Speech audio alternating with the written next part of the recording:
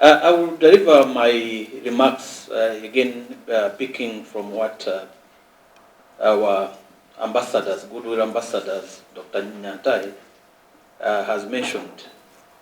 And really, I think he read through my points, because we are here to sensitize, raise awareness on the opportunities offered by the CFTA.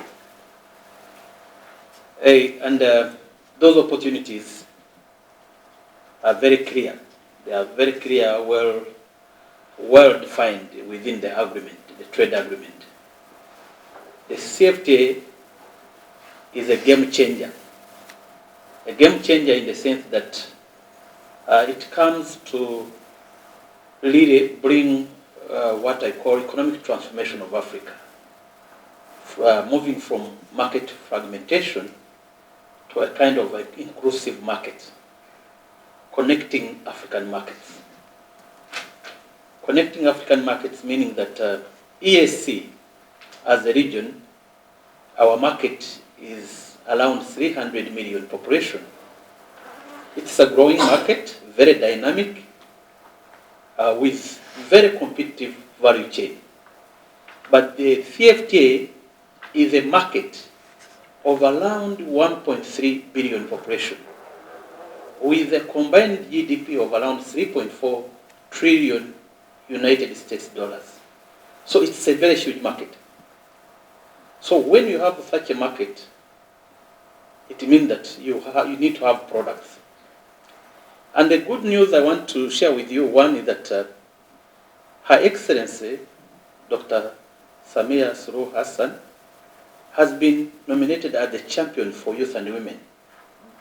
So now it is an opportunity for the women and the youth from United Republic of Tanzania to take this advantage. You have a very good, excellent leaders, excellent leadership. They are ready to support all your innovative products and also services. The second good news is that among 8 selected countries under what we call Guided Trade Initiative, Tanzania is among the 8. Tanzania, Rwanda, Kenya, from the East Africa, are part of the 8 selected countries under Guided Trade Initiative. That's also a very big opportunity.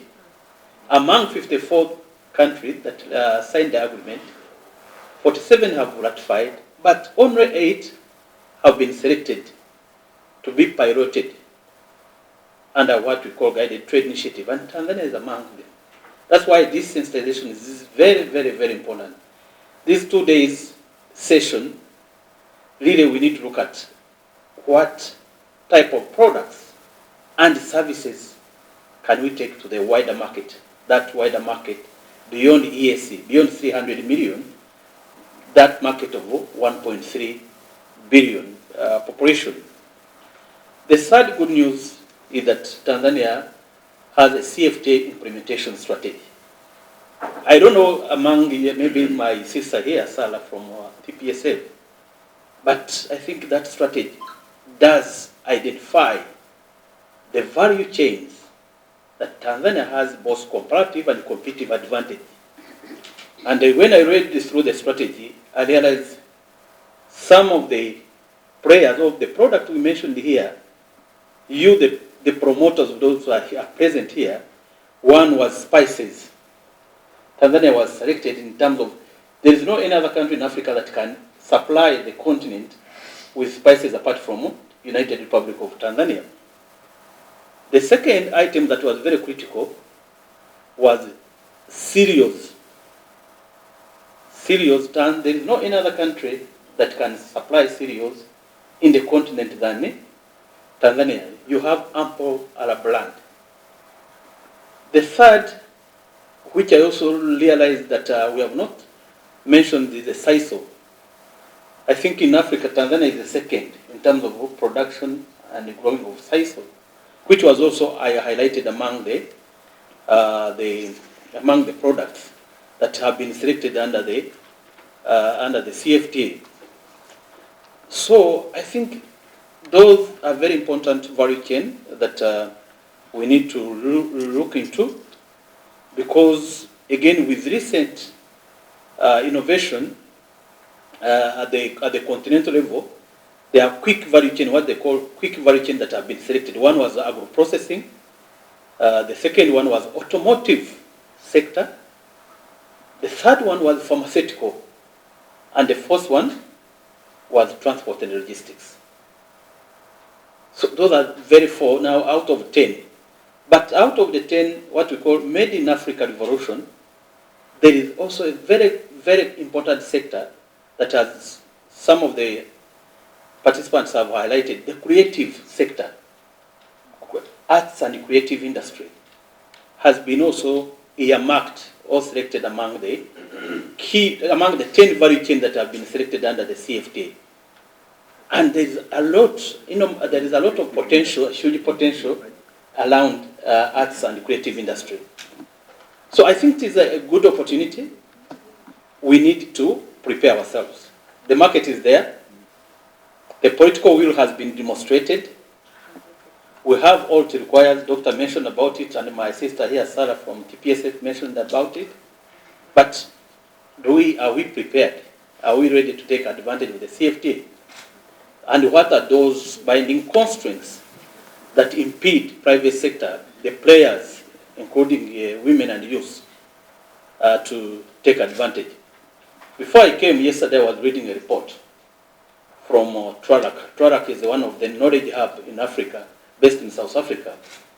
They did a study around East Africa.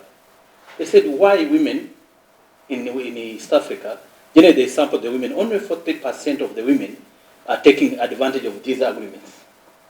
Only 40%. And the challenge they highlighted, they said women are not aware.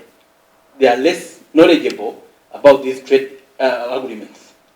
So I think that's where I want to really, on record, to appreciate Afrexim Bank, appreciate our partners in terms of raising awareness, because knowledge is very important. Knowledge is key with regard to our trade agreements. Not only at the CFTA, but even at the ESC, women need to understand these trade agreements. So we need to really work very hard with you, women and youth, in terms of raising awareness, sensitization about these trade agreements. They have important advantage for the women, especially those who are trading around the borders.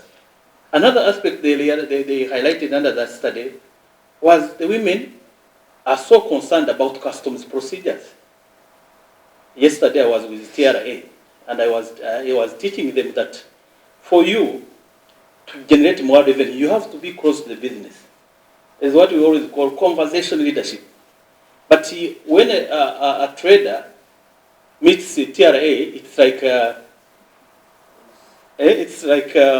goat meeting a lion. It's like a goat meeting a lion. So I was trying to say that when you look at the canons of taxation, one of the principles of taxation was that it has to be simple.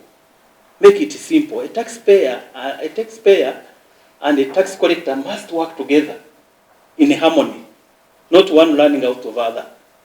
So I think even that was highlighted among that study, where women are not close to the customs officer to demonstrate or to discuss the challenges. So we may need to bring, as we take advantage of the CFTA and other agreements, we need to work together with trade facilitation agencies. The customs, the Bureau of Standards, they need to be close to the business. They have a mandate even to teach and train the taxpayers. They are not doing it at the moment, but they need to do that. The third challenge has been access to patient capital. Capital has been an issue. I'm happy again, in my role as the CEO, I've been engaging a number of banks in Tanzania.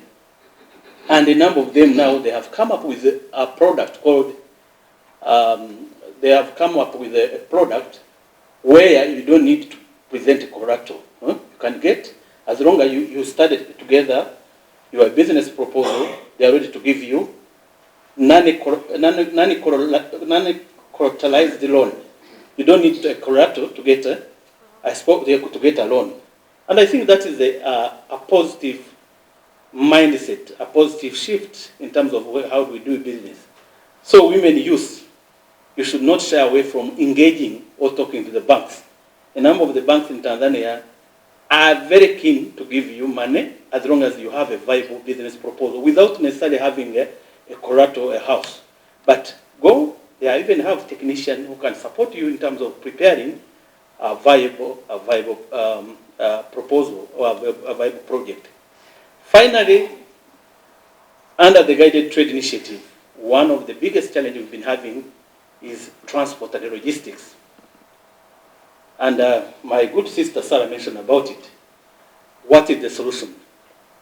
Rwanda has been exporting tea, coffee, and other products to Ghana under CFTA. They are taking advantage, as my sister mentioned. Kenya is doing the same, exporting batteries to West Africa.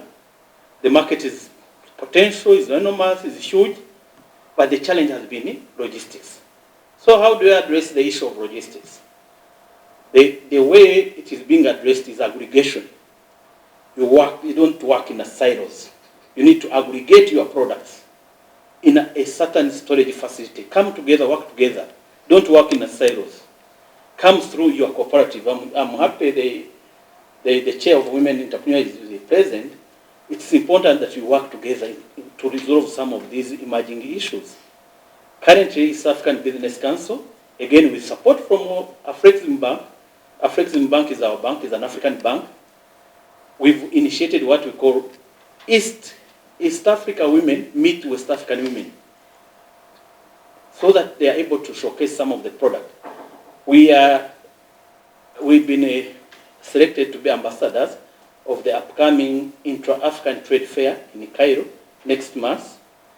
And my colleague will share with you the information from 9 to 15.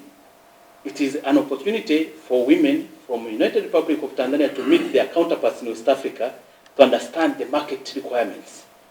Before you export, don't just export or put things that you are going to take them, but you need to also engage your buyers to understand their requirements in terms of packaging, in terms of standards, in terms of logistics. So that's how we are going to reap the benefits of the CFTA.